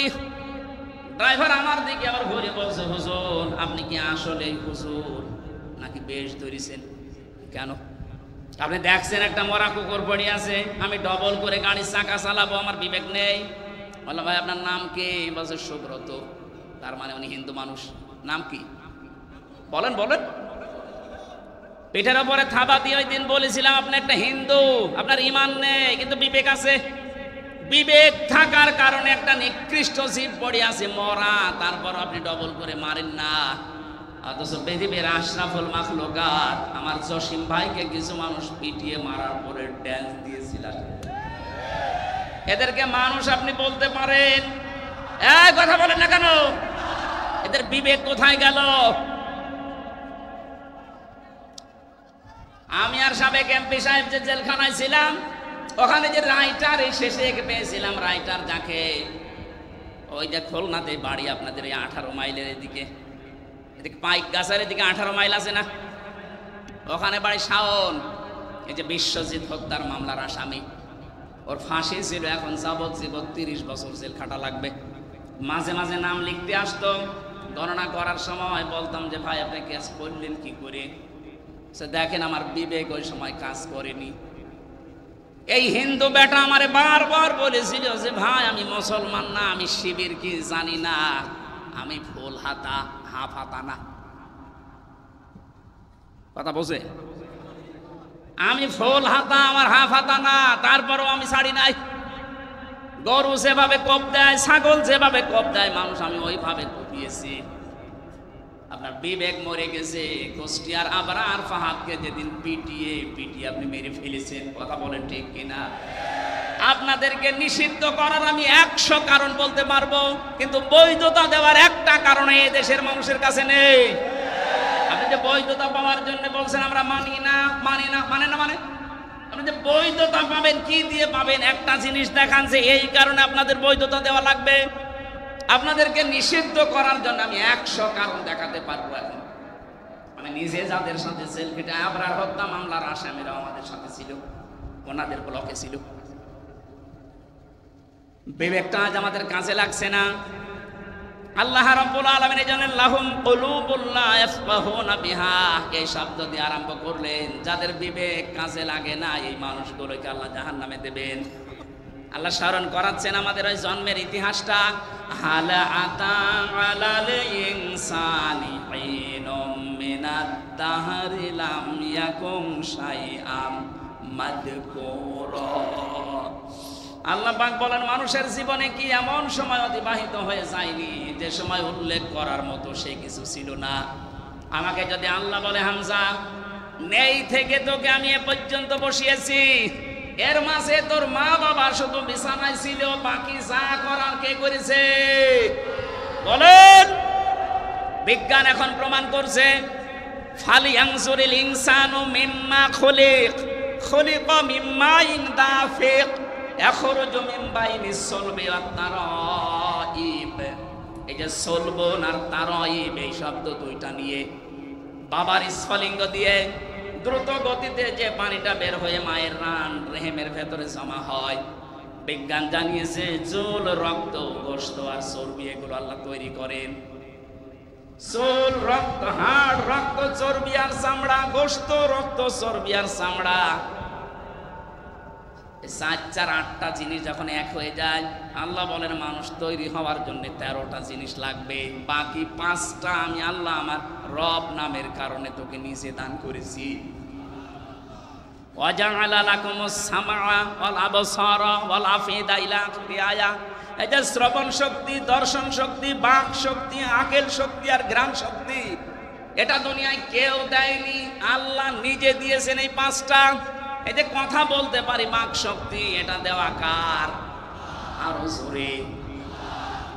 আশ্চর্যের বিষয় 15.5 বছরে আল্লাহর এই দেওয়া বাক শক্তিকে অনেকে রুদ্ধ করে রেখেছিল, কথা বলতে পারি নাই। কথা বলেন ঠিক কিনা? অন্তত এখন যারা কথা বলতে পারছি মন খুলে আল্লাহর এই বাক শক্তি দিয়ে জবান খুলে শুকরিয়া আদায় করেন আলহামদুলিল্লাহ। আরো জোরে বলেন আলহামদুলিল্লাহ।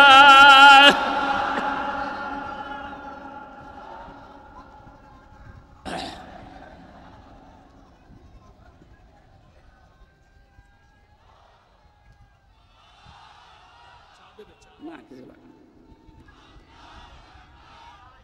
এই বসেন।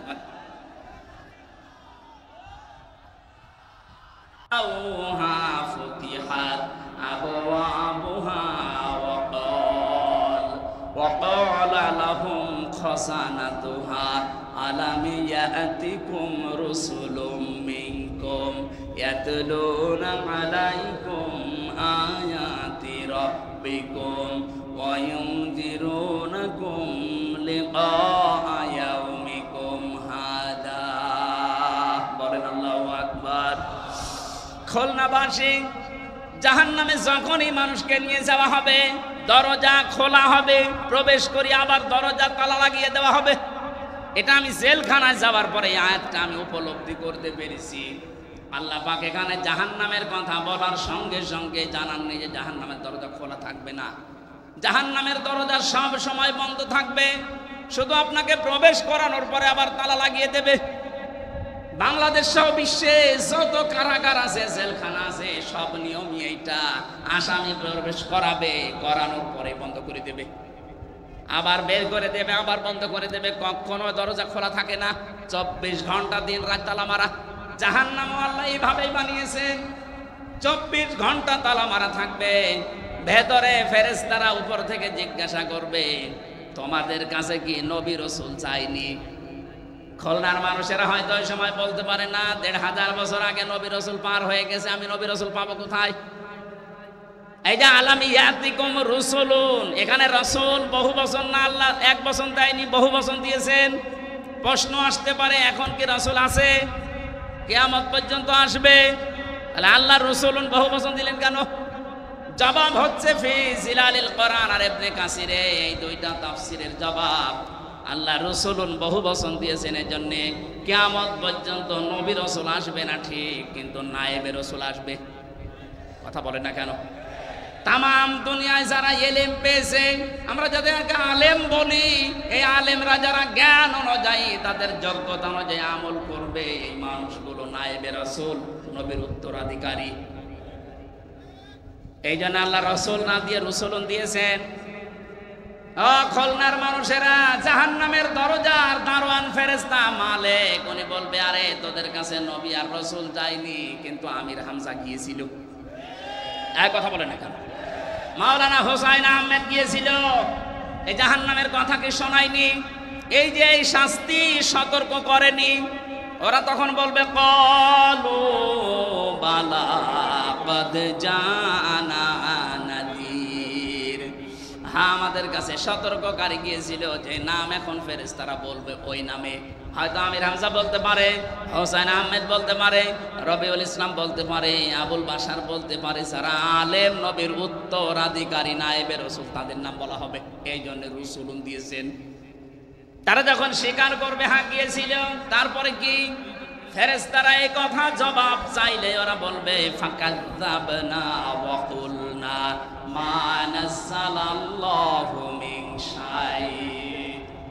আমাদের কাছে গিয়েছিল, কিন্তু কথা শোনার পরে আমরা বিশ্বাস করতাম না, নিজের মনে মনে বলতাম, বেটা মনে হয় মিথ্যা কথা বলে। এরকম মন দেশে নেই।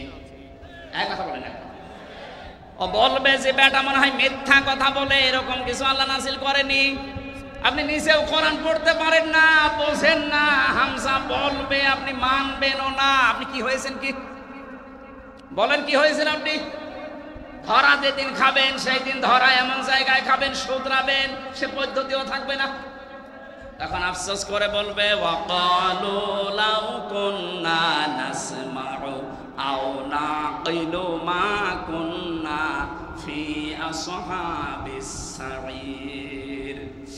ওই সময় যদি তাদের কথাগুলো শুনতাম আর বিবেক দিয়ে যদি উপলব্ধি করতাম, যদি মেনে নিতাম, তাহলে এই সাঈর নামক জাহান্নামের দরজা দিয়ে আজকে আমাদেরকে আশা লাগতো না। ফাতারাফু বিযামবিহিম, তাদের নিজেদের অপরাধ তারা স্বীকার করবে। ফাসুহকাল লিআসহাবিস সাঈর, জাহান্নামের সাঈর যেটা তার অধিবাসী, তাদেরকে আল্লাহ বাড়িয়ে দেবে। জোরে বলেন নাউজুবিল্লাহ। খুলনাবাসী, আমাদের বিবেক আছে, বিবেক যেন আমাদের কাজে লাগে আজকে থেকে। হামজা তার বাবার কথা বানিয়ে বলছে না, আপনাদেরকে বাঁচার জন্য আয়াতের পারা, পৃষ্ঠা, লাইন, রুকু, সূরার নাম, তাফসীরের নাম সব বলে দিয়েছি। এরপরও যদি কারো বিবেক কাজে না লাগে, আমার মনে হয় ওর বিবেকের উপরে কুকুরে পোশাক করেছে। তারপরও বলছে ঠিক। আশা করছে বিবেকটা কাজে লাগাবেন। বিবেক যদি সত্যি আপনার কাজে লাগে, আপনি রাস্তা পেয়ে যাবেন। কিন্তু যে মানুষগুলো জুলুম করতে করতে মানুষের বিরুদ্ধে অপপ্রচার করে মানুষকে দুনিয়ায় অপরাধী বানানোর জন্য যারা চেষ্টা চালিয়েছে, এদের বিবেককে আল্লাহ মেরে ফেলেন। সূরা আনফালের 23 নম্বর আয়াতে আল্লাহ জবাব দিয়েছেন, ওয়ালাউ আলিমাল্লাহু ফীহিম খায়রান লা আসমাআহুম ওয়ালাউ আসমাআহুম লাতাওয়াল্লাউ ওয়া হুম মুরিদুন। ওই মানুষগুলো তো শুনবে না, আপনি যতই তাদেরকে শোনানোর চেষ্টা করেন, ওই মানুষগুলো শুনবে না। না শোনার পেছনে কারণে ওদের শোনার মতো যে মন, এইটা আল্লাহ নষ্ট করে দিয়েছে ওদের অপরাধের কারণে। এখানে ফেরাউন যখন ডুবে যাচ্ছিল ওই সময় কিন্তু শেষ কথা ওর ছিল এটা, আন্নাহু লা ইলাহা ইল্লাল্লাযী আমানাত বিহি বানু ইসরাঈল। ও বলেছিল আমি ঈমান আনলাম ওই আল্লাহর উপরে, যে আল্লাহর উপরে ঈমান এনেছে বনি ইসরাইল সম্প্রদায়। আমি তো মুসলমান। আল্লাহ বলেছেন আলান, এখন। তাফসিরে আমি হাক্কানিতে পড়েছি, জবাব দিয়েছেন মুফাসসিরিন ইকরাম, ওকে আল্লাহ পাক জিবরাইলকে কেন বললেন মুখের উপরে কাঁটা লাগিয়ে দাও? এই জন্য বলেছিলেন কারণ লোকটা আল্লাহর একাত্মবাদের ঘোষণা দিয়েছিল, কিন্তু ওই জামানার প্রেরিত পুরুষ যিনি, ওই জামানার নবী রাসূল যিনি হযরতে মুসা, তাকে সে স্বীকার করেনি। বাংলাদেশে আমি আয়াতটা মিলিয়ে দেখলাম অনেকের জীবনের সাথে মিলে যাচ্ছে। ফেরাউন ঘোষণা দিয়েছিল আল্লাহর কার, বলেন বলেন, কিন্তু ওই জামানার প্রেরিত পুরুষ যিনি, তার ঘোষণা সে দেয়নি। ও যদি বলতো লা ইলাহা ইল্লাল্লাহ মুসা কালিমুল্লাহ, আল্লাহরে মাফ করে দিত, কিন্তু আল্লাহর ঘোষণা দিয়েছে। আজও বাংলাদেশের দিকে তাকান, অনেক নামধারী মুসলমান এখানেও বসে আছে, তারা আল্লাহর ঘোষণা দেয়, আল্লাহর হুকুম মতো নামাজ পড়ে, রোজা রাখে, হজ করে, দান সাদকা করে। এই যে চারটা কথা বললাম, এগুলো হুকুম কার? আরো জোরে, এগুলো কি একটাও রাসূলের হুকুম? বলেন না কেন? নামাজ পড়ে, রোজা রাখে, হজ করে, দান করে, হুকুম কার? আল্লাহর বিধান হয়তো মানে, কিন্তু এই জামানার যিনি প্রেরিত পুরুষ, কিয়ামত পর্যন্ত যিনি নবী আর রাসূল, তার রিসালাতের ঘোষণা যখন দিতে বলা হয় তার জীবন মানার কথা, তখন বলে না এটা রাজনীতি। আল্লাহর কসম আপনারও মরণ হবে ফেরাউনের মতো। ও যদি আমার আল্লাহর ঘোষণা দিয়ে, রিসালাতের ঘোষণা না দিয়ে মারা যায়, ওকে আল্লাহ যদি বলে তোর ঈমান নসিব হবে না আল আন, এখন কেন? আপনিও যারা এদেশে আছে, বহু মানুষ আমরা দেখতে পাচ্ছি বলে আমরা কি নামাজ পড়ি না, রোজা রাখি না, হজ করি না, দান সাদকা করি না, করে। এ হুকুম কার? বলেন বলেন। কিন্তু এ জামানার প্রেরিত পুরুষকে মুহাম্মদ রাসূলুল্লাহ, তার জীবনের 23 বছরের জিন্দেগি নবুয়তের, সেটার 13 বছর আপনি মানেন মক্কারটা, মদিনার 10 বছর বলতে গেলে আপনার কাছে রাজনীতি মনে হয়। আপনার মরণ হবে ফেরাউনের মতো। আপনার বিবেক কেন কাজে লাগে না? বিবেকটা কাজে লাগান এখন। ফেরাউন এখনো মিশরের পিরামিডে আছে। ফালিয়াউমা নুনাজ্জিকা বিবাদানিকা লিতাকুনা লিমান খালফাকা আয়া।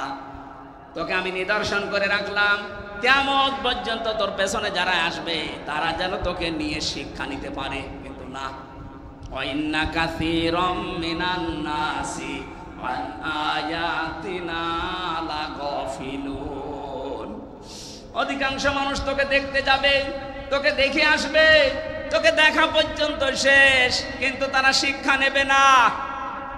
এই দেশে যারা দায়িত্বে ছিল, অনেক মানুষ বাইরের বিভিন্ন দেশ ভ্রমণ করেছে, ওখানে যাওয়ার পরে বিভিন্ন নিদর্শনগুলো দেখেছে, কিন্তু দেখার পরে তাদের বিবেকে কাজ করেনি, বিবেক মরে গেছে। ইন্না শাররাদ দাওয়াবি ইনদাল্লাহিস সাম্মুল বুকমুল্লাযিনা লা ইয়াকিলুন। সূরা আনফালের 22 নম্বর আয়াতে আল্লাহ জানিয়েছেন, যত সৃষ্টি আমি করেছি সব চাইতে নিকৃষ্ট আমার কাছে ওই লোকটা যার বিবেক কাজে লাগে না। আমাদের অন্তত আল্লাহ যাদের বিবেক দিয়েছে, বিবেকটা কাজে লাগাবেন না লাগাবেন না? যারা লাগাবেন না তারা বিশ্বাস করে নেন আপনি জাহান্নামী। আলাহুম আয়ুনুল লা ইউবসিরুনা বিহা। আল্লাহ আমাদের চোখ দিয়েছেন, যেটা দেখার দরকার ওইটা আমরা দেখি না, যেটা না দেখা দরকার ওইটা আমরা অনেকেই দেখছি। কথা বলেন ঠিক কিনা?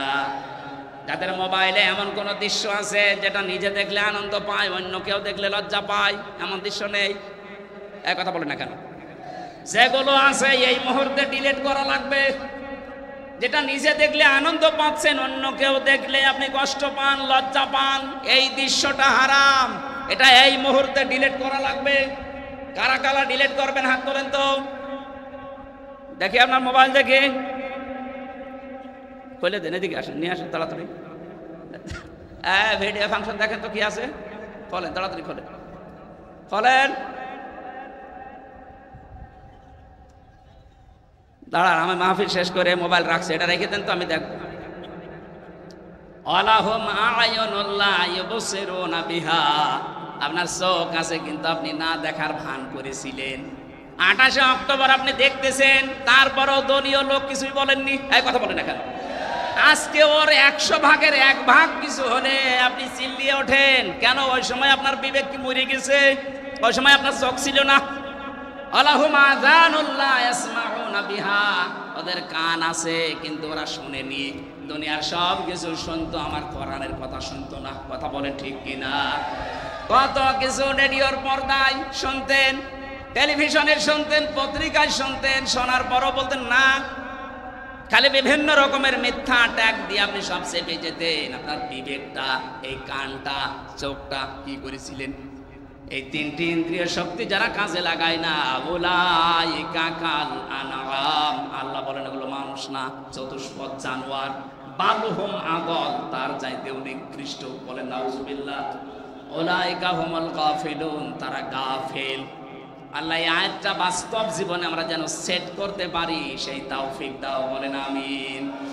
আবু হুরায়রা রাদিয়াল্লাহু তাআলা আনহু থেকে বর্ণিত হাদিস বলেছিলাম, মান কারাআল কোরআনা, যে ব্যক্তি কোরআন পড়ে। আর এই উদ্দেশ্য নিয়ে 65 বছর আগে মাদ্রাসা কায়েম করা। কথা বলেন ঠিক কিনা? যারা কোরআন পড়ছেন আপনারা, ফাস্তাশহারাহু, কোরআনকে যারা ইজহার করার চেষ্টা চালাবেন, ইজহারের 99টা অর্থ আছে। এজহার মানে প্রকাশ করা, এজহার মানে দাঁড় করানো, এজহার মানে বিজয় করা, এজহার মানে কায়েম করা। কোরআন যারা পড়ে এবং কোরআনকে যারা বিজয়ী করার জন্য চেষ্টা চালায়, ফাহাল্লা হালালাহু ওয়া হারামা হারামাহু, এর ভেতরে হালালকে হালাল জেনে মেনে নেয়, হারামকে হারাম জানার পরে ছেড়ে দেয়। আদখালাহুল্লাহুল জান্নাহ, আল্লাহ পাক তাকে জান্নাতে প্রবেশ করিয়েছে না করাবে?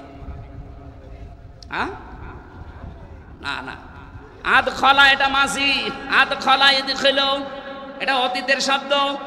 নবীজি বোঝাতে চেয়েছেন, কোরআনে কারীম যদি তোর দেশে কায়েম হয়ে যায়, বিজয় হয়ে থাকে, তাহলে কোরআনে কারীম বিজয় থাকলে হালালকে হালাল মানা, হারামকে হারাম মানা সহজ হবে। আজ কোরআন এই দেশে কায়েম নেই, এই জন্য হালালকে হালাল জানার পরও আমরা অনেক কিছু মানতে পারি না। কথা বলেন ঠিক কিনা? হারামকে হারাম জানার পরও আমরা অনেক কিছু ছেড়ে দিতে পারি না। এটা কোরআন কায়েম থাকলে, বিজয় থাকলে আপনি বাধ্য হবেন। এই জন্যই দরকার এইরকম মানুষগুলোকে কোরআন বুকে নিয়ে যেন সংসদে 151 জন যেতে পারে। এই ব্যবস্থা আমরা করে দিতে রাজি নেই। এটা রেকর্ড হচ্ছে। আগামীতে এই 53 বছর তো আমরা দেখেছি, বাবা চালিয়েছে, স্বামী চালিয়েছে, চাচা চালিয়েছে, বুবু চালিয়েছে, ভাবি চালিয়েছে। এখন শুধু বাকি আছে এই কোরআন দিয়ে দেশ চললে কেমন দেখা যায়। কথা বলেন ঠিক কিনা? আমার জীবনের সবচাইতে বড় স্বপ্ন যে 56,000 বর্গ মাইল এটা দিয়ে চলছে। আল্লাহ যেন এটা দেখে মরার তারপরে তৌফিক দেন। যারা যারা চান এটা দিয়ে এই দেশ চলুক, একটু হাত তুলে আল্লাহকে দেখিয়ে দেন। লিল্লাহি তাকবীর। এই দাবি যদি আমাদের এই দেশের 18 কোটি মানুষের কাছে নাও পৌঁছায়, আরো সে পৌঁছে গেছে ইনশাআল্লাহ। আল্লাহ এই উদ্দেশ্য নিয়ে আমাদেরকে যেন মাফ করে দেন। আল্লাহুম্মা আমিন। লা ইলাহা ইল্লা আনতা সুবহানাকা ইন্নী কুনতু মিনাজ জালিমিন। লা হাওলা ওয়ালা কুওয়াতা ইল্লা বিল্লাহিল আলিয়্যিল আযীম। এই মোনাজাতটা বসে করেন, মোনাজাত বসে করেন। আমি মুসাফির মানুষ। রব্বানা যালামনা আনফুসানা ওয়া ইল্লাম তাগফির লানা ওয়া তারহামনা লানাকুনান্না মিনাল খাসিরিন। রব্বুল আলামিন, খুলনা শিরোমণি ঐতিহাসিক এই ময়দানে 3 দিন ব্যাপী তোমার কোরআনের কথাগুলো হচ্ছে। সমাপনী দিবসে আমরা বিবেকের উপরে কিছু কথা বলার পর, শোনার পরে হাত তুলেছি। রব্বুল আলামিন, তুমি আমাদের বিবেককে কাজে লাগানোর তৌফিক দাও। এ বিশাল আয়োজনে যদি সওয়াব দিয়ে থাকো, কোটি কোটি গুণে বাড়িয়ে দাও। এই আলোচনার সাথে, এই মাহফিলের সাথে যারা যুক্ত আছে, যাদের মা বাবা নেই, আল্লাহ কবরগুলোকে সওয়াব পৌঁছিয়ে শান্তি বৃদ্ধি করে দাও। আজকের মাহফিলের সভাপতি তোমার গোলাম অধ্যাপক মিয়া গোলাম পরোয়ার। আল্লাহ তার বাবাকে হারিয়েছে, সন্তানের হাত নাকি তুমি ফেরত দাও না। তার অনেকগুলো ভাই বোন হাত তুলেছে। সন্তানদের ওসিলা করে মরহুম মিয়া আব্দুল হামিদকে মাফ করে দাও, তার কবরটা জান্নাতুল ফেরদাউস বানিয়ে দাও। আল্লাহ তাআলা ডাক্তার শেখ মহিউদ্দিন সাহেব কিছুক্ষণ আগে দোয়া চেয়েছে তার বাবার জন্য। মরহুম শেখ আকিজউদ্দিনকে তার স্ত্রী সহ কবরে আছেন, মাফ করে দাও। এ মাহফিলের সাথে যারা জড়িত, এ মাদ্রাসার দায়িত্বে যারা আছে, হযরতে ওমরের মতো তাদেরকে তুমি ক্ষমা করে দাও। সম্মানিত মা বোন যারা এসেছে, এদেরকে তুমি খাদিজার মতো, আয়েশার মতো বানিয়ে দাও। অনেকে স্বামী সংসারে অশান্তিতে আছে, আল্লাহ তুমি তাদেরকে শান্তি দান করো, তাদের পেটে এমন সন্তান দান করো আল্লাহ তাআলা যেটা হযরতে ওমরের মতো হবে, হযরতে আবু বকরের মতো হবে, হযরতে খালিদ ইবনে ওয়ালিদের মতো হবে। 3টা বছর আমি জেলখানায়, আমি অসুস্থ হয়ে পড়েছি আল্লাহ, স্বাভাবিক হচ্ছে না শরীরটা। তোমার কাছে আমি ভিক্ষা চাই, আমার কণ্ঠ, আমার শরীর, আমার এলেমকে তুমি আগের অবস্থায় আবার ফিরিয়ে দাও। এই মাহফিলের সাথে যারা জড়িত আছে, যে যুবকদেরকে মা পেটে নিয়েছে, মায়ের পেট তুমি ধন্য বানিয়ে দাও। এই শিরোমণি এলাকায় মাটির নিচে যত মানুষ ঘুমিয়ে আছে, কোরআনের ইজ্জতে মাফ করে দাও। আগামীতে এই মাহফিলটা কোরআনের প্রচারের জন্য বিশাল আকারে কবুল করে নাও। আল্লাহুম্মা গফিরলি ওয়ারহামনি ওয়াহদিনি ওয়াফিনি ওয়ারযুকনি ইয়া রাব্বাল আলামিন। আল্লাহ মা বাবা যাদের বেঁচে আছে সহি সালামতে রাখো, সুস্থ রাখো। আমার সফর সঙ্গে মাওলানা হোসাইন তার বাবাকে হারিয়ে ফেলেছে ছোট বয়সে, আল্লাহ তার বাবার কবরটা তুমি জান্নাত বানিয়ে দাও। বারাকাল্লাহু লানা ওয়া লাকুম ফিল কোরআনিল আযীম। কখন কার কাছে আজরাইল আসে জানি না, যখনই আজরাইল